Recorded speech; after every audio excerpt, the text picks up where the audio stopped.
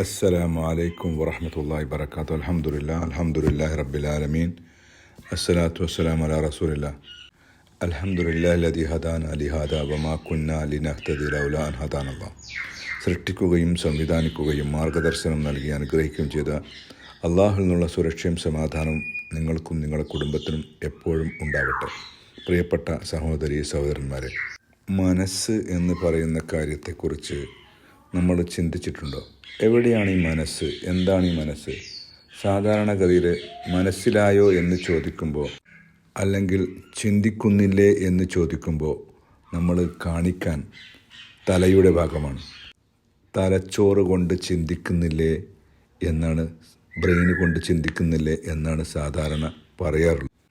Billion കണക്കിന് സെല്ലുകൾ കൊണ്ട് നിർമ്മിച്ചതാണ് ബ്രെയിന്. 250 മുതൽ 300 കിലോമീറ്റർ സ്പീഡിലാണ് നമ്മൾക്ക് ഇൻഫർമേഷൻ വരികയും പോവുകയും ചെയ്യുന്നത്. ശരീരത്തിൽ ഏറ്റവും കൂടുതൽ ഓക്സിജൻ കൺസ്യൂം ചെയ്യുന്നത്, ഉപയോഗിക്കുന്നത് ബ്രെയിനാണ്. ഒരുപാട് സങ്കടങ്ങളോ പ്രയാസങ്ങളോ വരുമ്പോൾ ചില ആളുകൾ തലയിൽ കൈവെക്കുന്നത് കാണാം.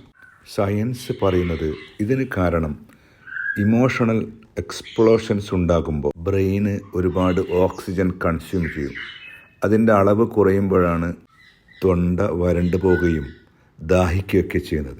ദാഹിക്കുമ്പോൾ നമ്മൾ വെള്ളം കുടിക്കുന്നു, കാരണം വെള്ളത്തിൽ കണ്ടെയ്ൻ ചെയ്തിരിക്കുന്നത്, അടങ്ങിയിരിക്കുന്നത് ഓക്സിജനാണ്. വിഷയം അതല്ല. നമ്മളുടെ മനസ്സ് തലച്ചോറിലാണ് ഉള്ളത്. തലച്ചോറ് കൊണ്ട് ചിന്തിക്കുന്നില്ലേ എന്ന് ചോദിക്കുന്നത് കൊണ്ടായിരിക്കാം തലച്ചോറുമായി മനസ്സിനെ കണക്ട് ചെയ്തത്.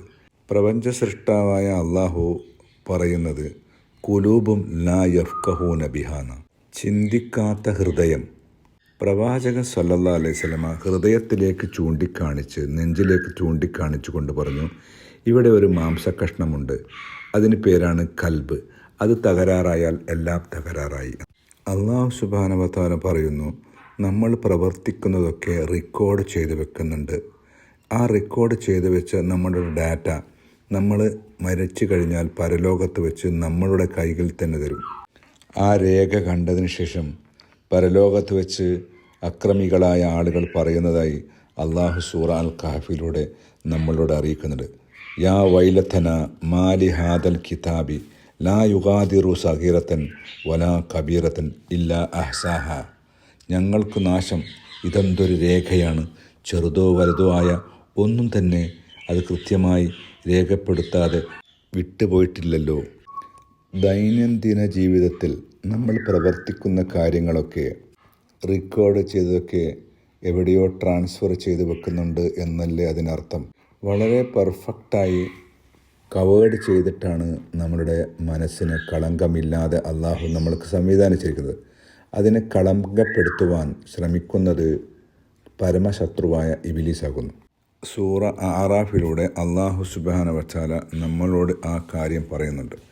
യാ ബനി ആദമ ലാ യഫ്തിനന്നകുമു ശൈത്താന കമാ അഖറജ അബവൈക്കും മിനൽ ജന്നത്തി യൻസിഖു അൻഹുമ ലിബാസുമ ലിയുരിയഹുമ സവാതിഹുമ ഇന്നഹു യറാക്കും ഹുവ വ ഖബീലുഹു മിൻ ഹൈസു ലാ തറൗനഹും.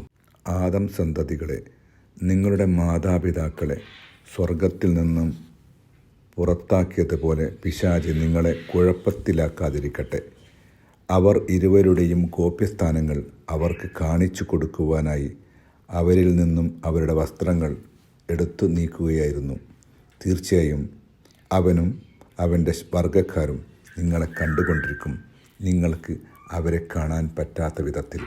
തീ കൊണ്ട് സൃഷ്ടിച്ച ജിന്നുവർഗത്തിൽപ്പെട്ട ഇബ്ലീസിനെ നമ്മൾക്ക് കാണാൻ കഴിയാത്തത് നമ്മൾക്ക് അള്ളാഹു സംവിധാനിച്ചിട്ടുള്ള കണ്ണുകൾക്ക് അതിനൊരു റേഞ്ചുണ്ട്. ആ റേഞ്ചിൻ്റെ പരിധിയിൽ പെടാത്തത് കൊണ്ടായിരിക്കാം.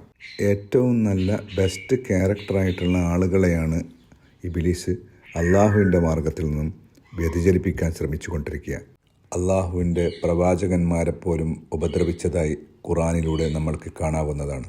നമ്മൾക്കും ചിലപ്പോഴൊക്കെ അത്തരം ചിന്തകൾ വരും. നന്മയിൽ പ്രവർത്തിക്കുമ്പോൾ, നല്ല കാര്യങ്ങൾ ചെയ്യുമ്പോൾ നമ്മൾക്ക് ദുർബോധനം നൽകുന്നവനാണ് ഇബ്ലീസ്. അവനെ ശത്രുവായി തന്നെ നിങ്ങൾ കണക്കാക്കണമേ എന്നാണ് അള്ളാഹു പറയുന്നത്. ചില തോന്നലുകൾ നമ്മൾക്ക് വരുമ്പോൾ ഫദ്കുർ റബ്ബക്, അള്ളാഹുവിന് ഓർമ്മ വരണം. നന്മയിൽ പ്രവർത്തിച്ചു കൊണ്ടിരിക്കുന്ന ആളുകളുടെ പ്രാർത്ഥന അല്ലാഹുമ്മ അഇന്നി അലാ ദിക്രിക വ ശുക്രിക വ ഹുസ്നി ഇബാദത്തിക. അല്ലാഹുവേ, നീ എന്നെ ഉൾപ്പെടുത്തണമേ, നിന്നെ ഓർക്കുകയും നിന്നോട് നന്ദി കാണിക്കുകയും നീ ഇഷ്ടപ്പെടുന്ന സൽപ്രവർത്തികൾ ചെയ്യുന്നവരുടെ കൂട്ടത്തിൽ എന്നെ നീ ഉൾപ്പെടുത്തണമേ. വ ആഖിറു ദഅവാന അൽഹംദുലില്ലാഹി റബ്ബിൽ ആലമീൻ.